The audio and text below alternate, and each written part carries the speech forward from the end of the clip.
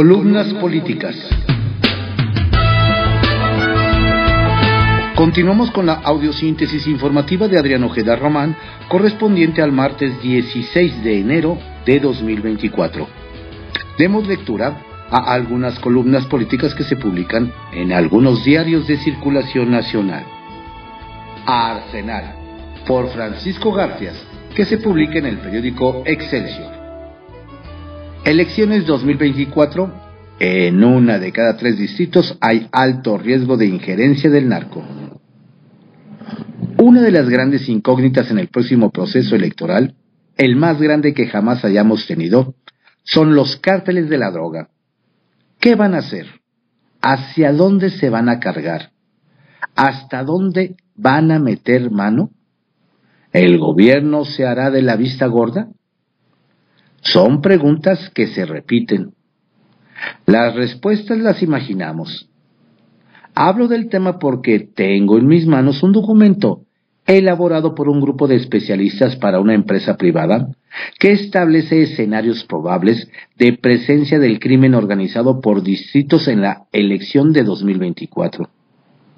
No cito los nombres de los autores ni la empresa para la que fue hecho por petición expresa. Retomo los datos porque son gente seria. El documento inicia así. La injerencia del crimen organizado en las elecciones es un fenómeno contemporáneo de la política nacional, cuya manifestación más expresa fue a partir de 2021, aunque ya se habían vivido antecedentes y preocupación del Estado en el 2009. Lo más grave que encontré es que hay 107 distritos, 35.6% de total, con alta probabilidad de injerencia del crimen organizado. Otros 112 están en amarillo y solo 81 en verde. Baja o nula posibilidad de injerencia. Los estados que perciben muy negativos en rojo son Baja California, Guerrero, Colima, Chiapas, Guanajuato, Morelos, Quintana Roo, Sinaloa, Sonora y Zacatecas. Hay 3 estados que presentan resultados absolutamente positivos: Aguascalientes, Campeche y Yucatán. Sin focos rojos pero en amarillo están Coahuila, Nuevo León, Hidalgo, Querétaro, Tabasco y Tlaxcala. El resto de los estados presentan números mixtos. Como apunta el documento, la injerencia del narco en elecciones se hizo patente en 2021 en la región del Pacífico, particularmente en Michoacán. Hubo decenas de casillas donde los votos fueron únicamente para Morena. Se registraron participaciones récord en regiones dominadas por el crimen organizado. En Sinaloa fue secuestrado parte del equipo del candidato a gobernador del PRI, PAN y PRD, Mario Zamora, quien tuvo que reconocer su derrota a cambio de la liberación de sus colaboradores plagiados. Hay que recordar que el exgobernador periodista de Michoacán, Silvano Aureoles, tuvo suficientes pantalones para denunciar la intervención del narco en los comicios de su estado. Llegó con su denuncia y las pruebas a las puertas mismas de Palacio. AMLO lo dejó sentado 4 horas en un banquito. No lo recibió. En las elecciones de 2024 están en juego la presidencia de la República, 9 gubernaturas, 500 curules en la Cámara de Diputados, 128 escaños en la de senadores y otros 19,000 cargos más. Las 2 precandidatas presidenciales le pusieron algo de picante a las desabridas precampañas que recién terminaron.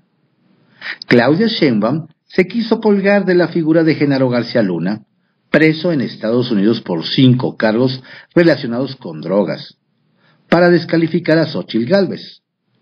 En un acto oficial le preguntó qué pensaba del que fuera secretario de Seguridad de Felipe Calderón. La candidata de la coalición opositora bajó bien el balón y le respondió: mi opinión no es nada positiva sobre él, pero te reto a que le preguntes a Omar García Harfuch, que es cercano a ti, qué piensa de él, y me cuentas qué te dijo. Ellos trabajaron muchos años juntos. Creo que hasta es su mentor. ¡Auch! Se vale sobar. Pedro Aces Lagos es un joven de 28 años que busca la alcaldía de Tlalpan por la coalición que encabeza Morena. Una de sus metas es recuperar la confianza de la clase media y de los empresarios, algo que no está en el ADN del movimiento obradorista. Sabe que no es fácil. Morena tiene arraigada la estrategia de ofrecer premios de consolación a aspirantes que no alcanzaron sus objetivos. Trabaja para que el movimiento ponga reglas de juego claras y transparentes. No está de acuerdo en que un solo aspirante vaya por 3 cargos para amarrar uno. Yo, Pedro Aces, solo me inscribí para la alcaldía, nos dijo. Antes del 14 de febrero sabrá si cuajan o no sus aspiraciones. Morena tiene hasta ese día para elegir a sus precandidatos. Hasta donde el cierre de esta columna me lo permitió.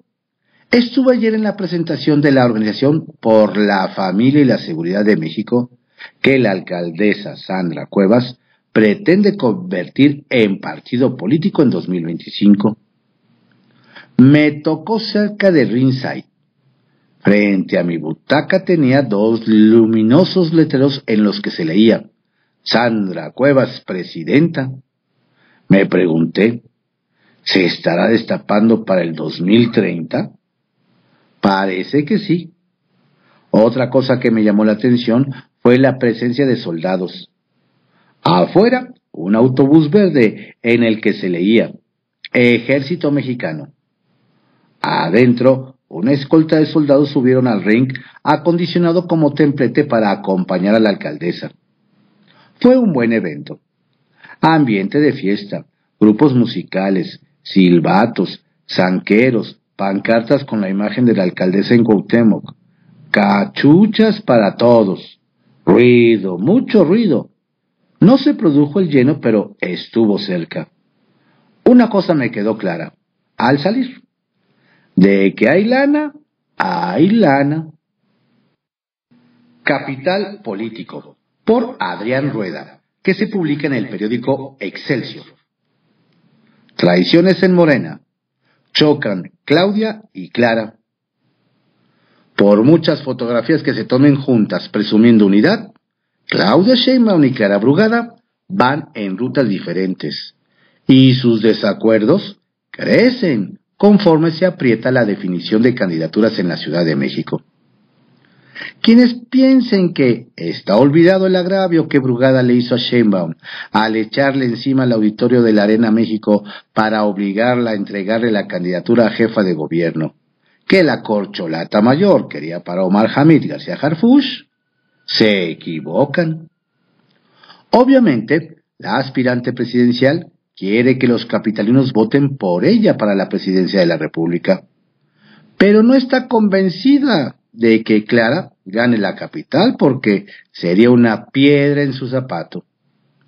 Y es que Claudia no tendría la fuerza de Andrés Manuel López Obrador y quiere ser la única referencia de la 4T, sobre todo porque le quedó claro que una parte muy importante de Morena no la sigue.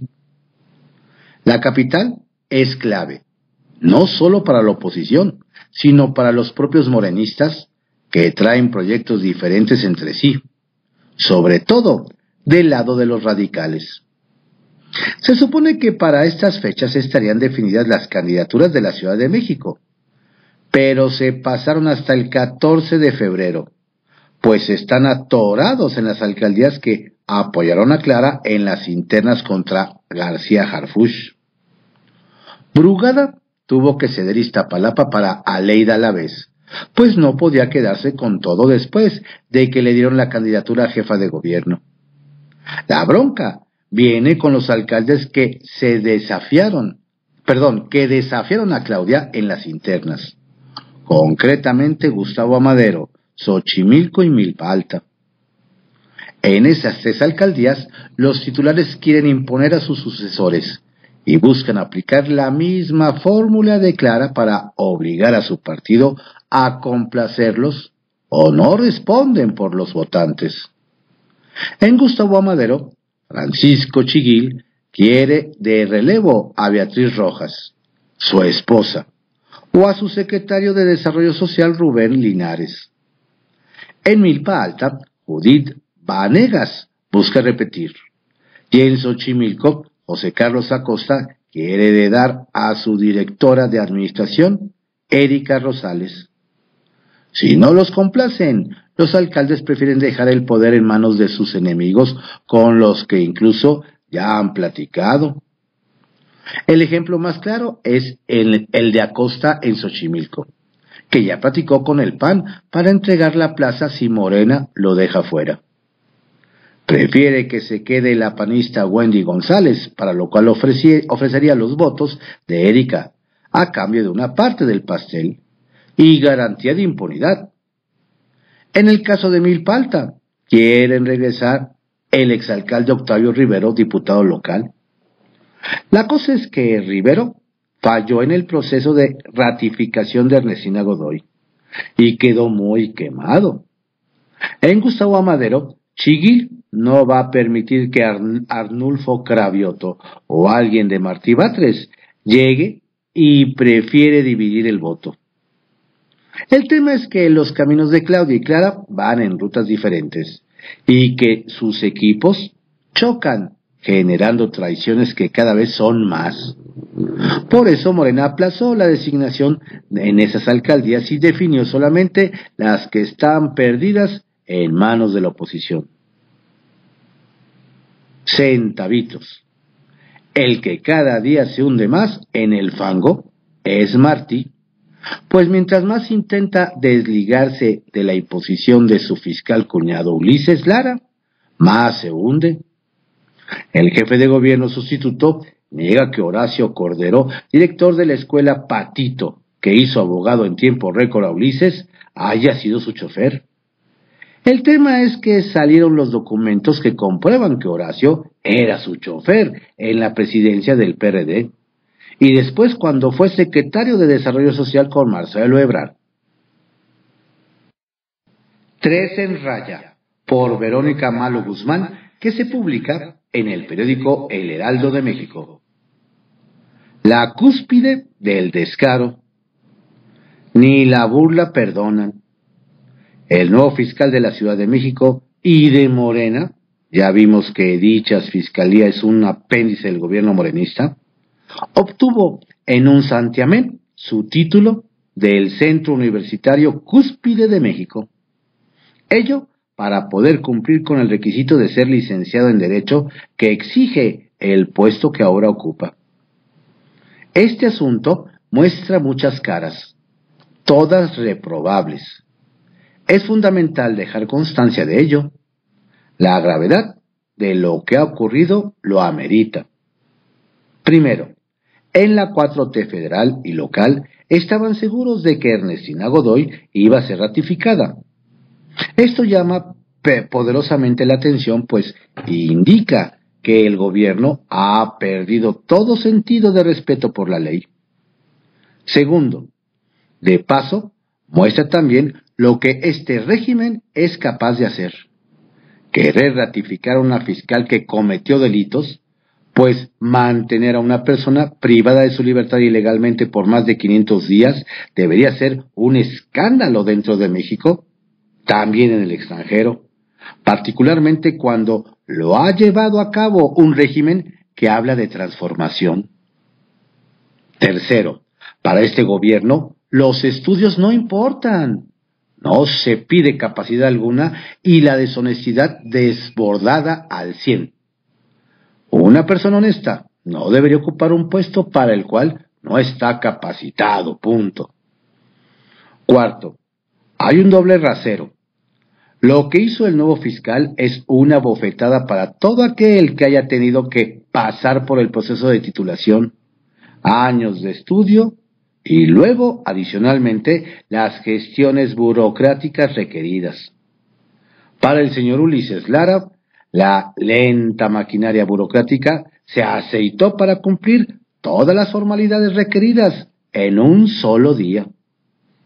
En pocas palabras, los títulos se otorgan de forma expedita si formas parte o estás de alguna manera ligado a la 4T.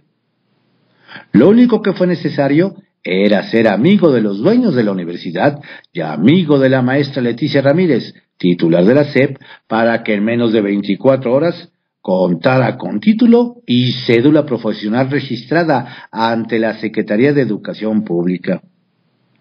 No es peccata minuta la obtención de un título al vapor.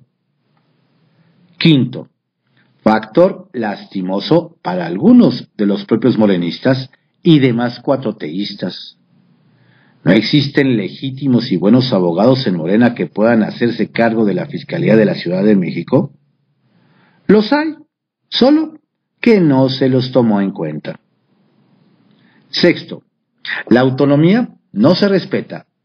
La Fiscalía de la Ciudad de México debe y siempre debió ser independiente de los ejecutivos locales y federal. Contar con un fiscal que no solo tenga pleno conocimiento del derecho para evitar a toda costa que las averiguaciones previas realizadas por los ministerios públicos sean deficientes, sino que su responsabilidad la ejerza de manera autónoma y en concordancia con la normatividad. Séptimo, apoyo injustificado el que la precandidata puntera a la presidencia de la República les ha extendido a Ernestina Godoy y también a Ulises Lara.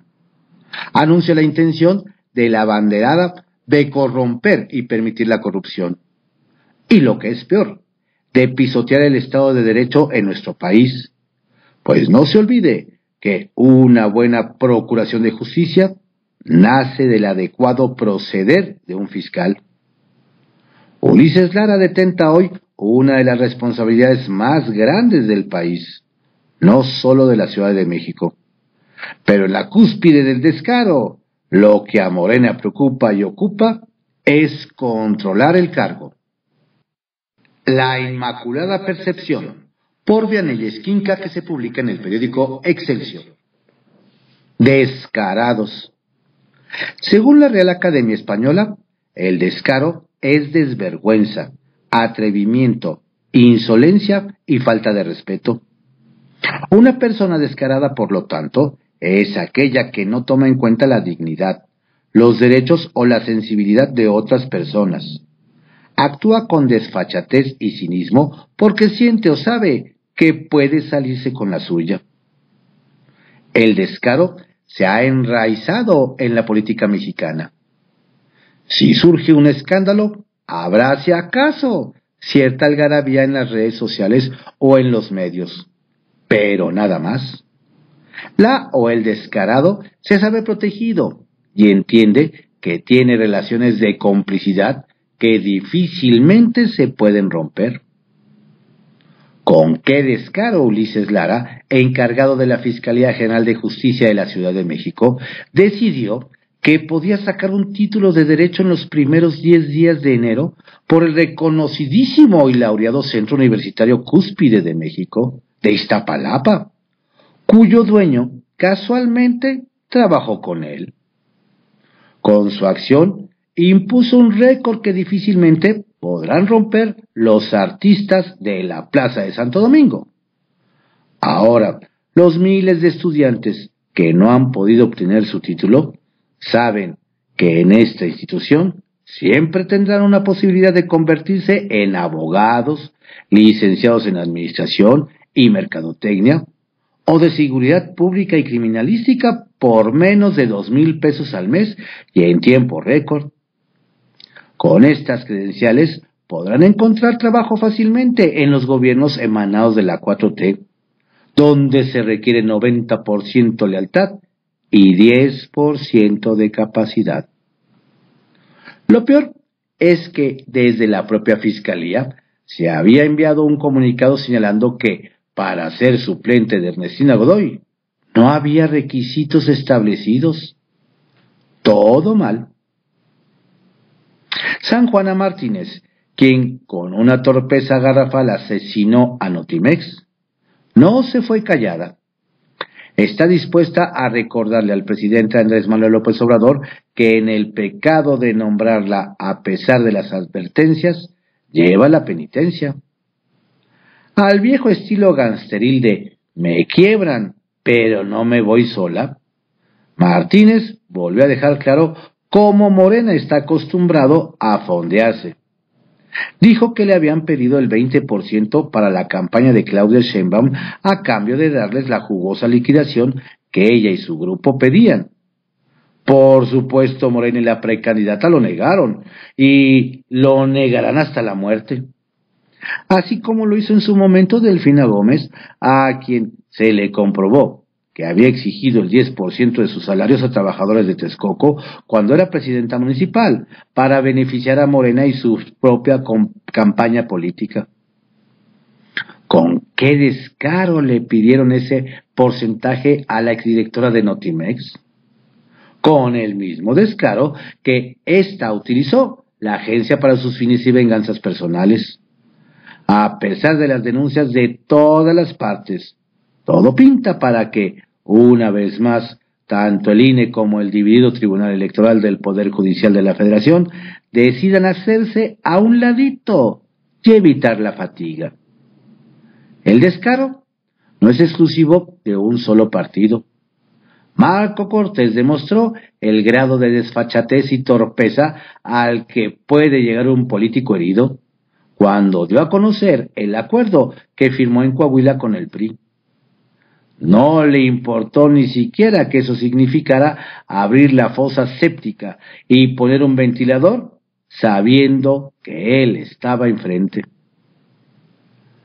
El presidente sigue manteniendo el descaro de utilizar sus eventos, discursos y mañaneras para vulnerar los principios de imparcialidad, neutralidad y equidad en las contiendas, y realiza promoción personalizada y uso indebidamente de recursos públicos, como lo determinó el Tribunal Electoral este viernes respecto a su quinto informe de gobierno.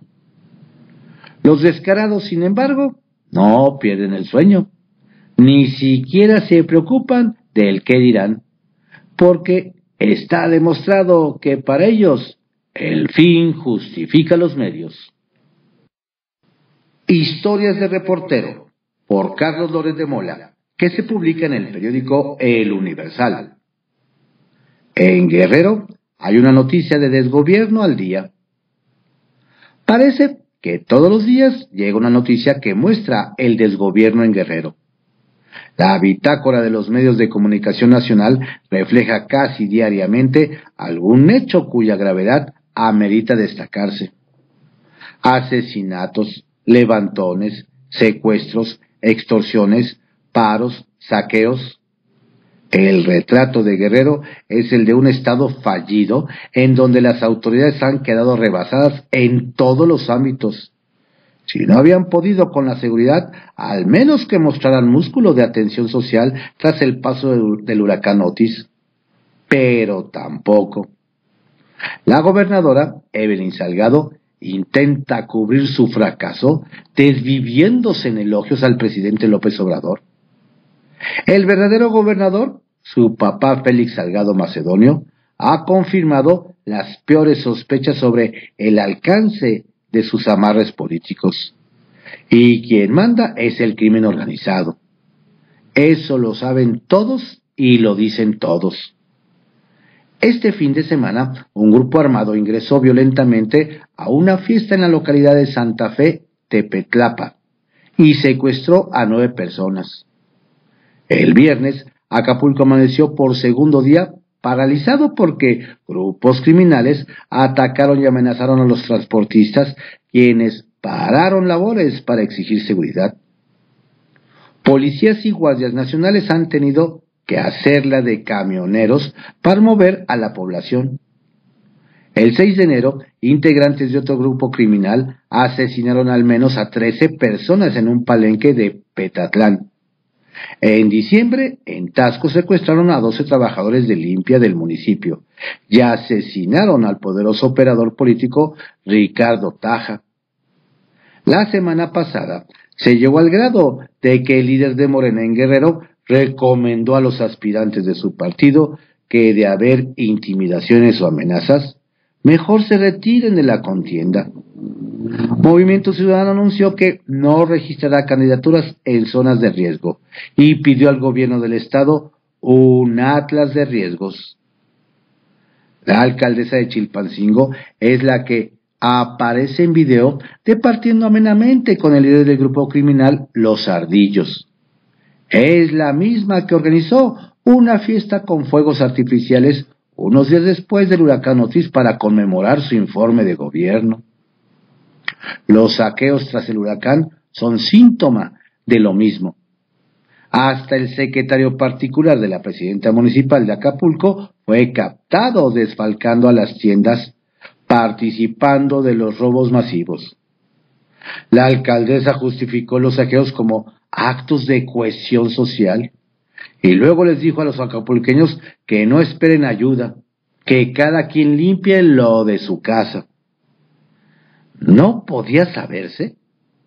Desde que tumbaron legalmente la candidatura de Félix Salgado Macedonio y en la 4T decidieron ir con su hija Evelyn como candidata a gobernadora en Guerrero, muchas fueron las voces que advirtieron los riesgos de desgobierno que se venían en un estado de por sí complejo. La realidad ha ido confirmando los peores augurios y el grupo en el poder no tiene para dónde hacerse. Los 3 órdenes de gobierno son de Morena, desde el presidente, la gobernadora y las alcaldesas. Mensaje político por Alejandro Lelo de la Rea, que se publica en el periódico El Independiente y en el portal CDMX Magazine. Las tapaderas de Laida Sansores. Quizá Claudio Sheinbaum tenga memoria selectiva o sus asesores de medios están en otro canal, o las dos anteriores. El sábado, en un mitin de precampaña en la alcaldía Álvaro Obregón, se le ocurrió la monumental idea de gritar a los 4 vientos que la corrupción no regresaría a esa demarcación territorial. Y de pilón advirtió que la oposición PAN, PRI y PRD van a comprar votos para ganar la elección en la capital del país, cuando ellos son los especialistas y tienen dinero de sobra en la coacción a los electores. Pero Sheinbaum topó con pared. De inmediato la alcaldesa Lía Limón le reviró con fuerza que, en efecto, la corrupción no volvería a Álvaro Obregón, porque Laida Sansores ahora gobernaba el estado de Campeche y además ningún candidato de Morena ganaría esa demarcación. De plano, Limón acusó a Sheinbaum como jefa de gobierno de la Ciudad de México y en su momento la titular de la Fiscalía General de Justicia de la Ciudad de México, Ernestina Godoy. Fueron encubridoras, tapaderas de la corrupción de su antecesora Laida Sansores, quien encabezó la Álvaro Obregón entre 2018 y 2021.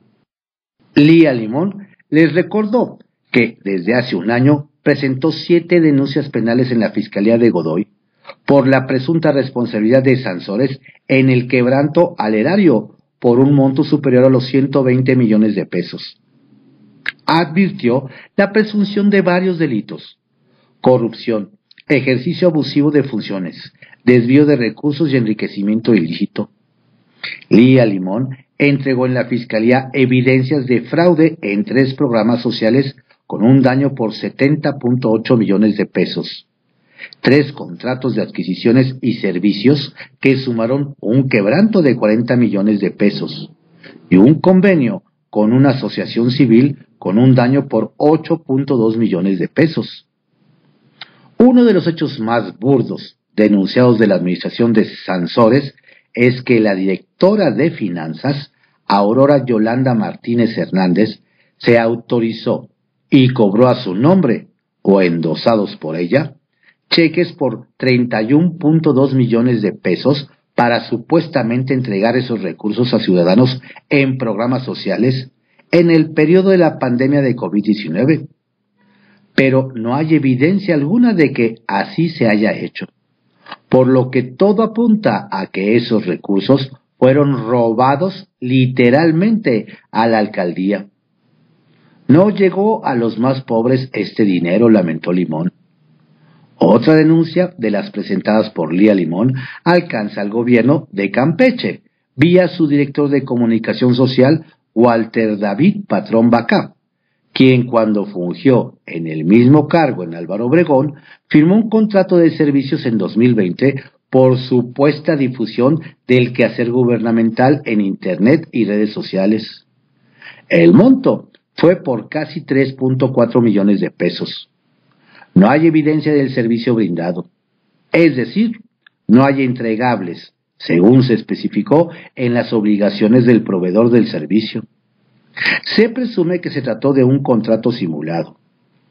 Cuando presentó las denuncias en febrero pasado, Lía Limón dijo que no confiaba que Sheinbaum y Godoy le dieran cauce ministerial y vaticinó que serían encubridoras de Sansores. No me equivoqué, dijo el domingo, al precisar que los expedientes fueron mandados a la congeladora sin resolución alguna. Por cierto, otro hecho que podría considerarse corrupción durante la administración de Sansores en Álvaro Obregón es que desdeñó las políticas públicas de género, de apoyo a las mujeres. Por ley existían algunos programas, pero si no se cumplían, nada pasaba. Por eso se entiende que el día de las elecciones de junio de 2021, las mujeres fueron en su mayoría quienes sufragaron por Lía Limón. Sheinbaum debería pedir a sus asesores de medios que la libren de estos duros revires de la oposición. Lo veremos. En privado, por Joaquín López Dóriga, que se publica en el periódico Milenio. ¿Quién es el jefe de campaña? El presidente López Obrador está metido en lo que más le gusta, una campaña electoral, la de Claudia Sheinbaum, que ha hecho suya, convencido, como está, que será él y no ella quien al final gane. Y su candidata sigue el camino seguro de pavimentar lo que llama segundo piso de la Cuarta Transformación, que de ganar le asegura la continuidad del proyecto histórico de López Obrador, que vive volcado en la campaña en la que trascienden más sus intervenciones que la de su posible sucesora. En esa línea tiene que verse todas sus decisiones, anuncios, conflictos y reformas, convencido como está de que sólo ella consolidará su proyecto político transeccional. En esa línea hay que ver el que haya adelantado para el próximo día 5 el envío de sus iniciativas de reformas constitucionales para modificar la ley de pensiones, la electoral, la judicial y la del salario mínimo, cuando carece de la mayoría calificada en el Congreso de la Unión para que se aprueben. Entonces, si no cumple ese requisito, mayoría calificada, ¿por qué las envía? Para que sean tema de campaña permanente en sus intervenciones mañaneras, y a partir del 29 de febrero de la Sheinbaum, en absoluta armonía con él. Y en eso va la operación de lo que llama el Plan C, recuperar la mayoría calificada que logró en el 2018 y perdió en 2021 en la Cámara de Diputados, y construir la del Senado que nunca ha tenido. Y claro, Sheinbaum también lo ha hecho suyo. El punto es saber si de ganar la presidencia, la mayoría legislativa sería suya o de su antecesor, del que son todos los candidatos, como los 23 gobernadores y los 4 o 5 que puedan ganar en junio. Porque si estamos en un momento inédito de que una mujer asuma la presidencia, pero también de que quien llegue no cuente con los legisladores propios, porque los de Claudia serán de López Obrador y los de Xóchitl sería de los dueños de los partidos políticos. Por eso digo que de ganar Claudia Sheinbaum tendrá que definir su relación con López Obrador, lo que no será fácil. Retales. 1. Pensiones. Para lo que no tiene solución, porque es dinero, es para la reforma a las pensiones que ayer dijo que el gobierno lo pondría cuando son recursos fiscales y de aprobarse en septiembre, no sería problema suyo, sino una herencia a su sucesora. 2. Emociones. Siempre he dicho que las campañas son de emociones, no de razones. Y el domingo Gálvez emocionó a la asistencia a su cierre de precampaña. La más dura crítica del morenismo es que usó teleprompter.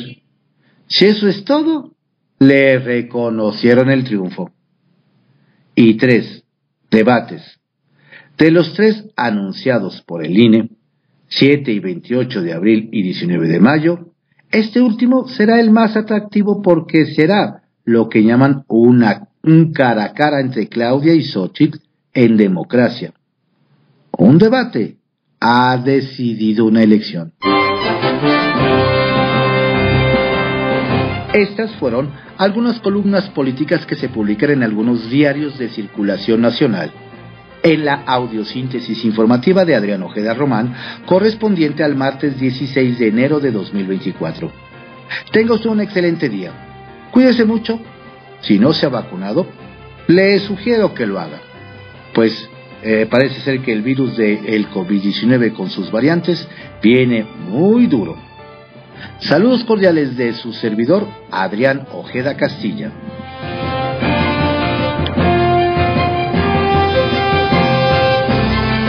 La audiosíntesis informativa fue creada por Adrián Ojeda Román en 1971 y actualmente es producida por Corporación Comunicativa Ojeda, CCO Noticias.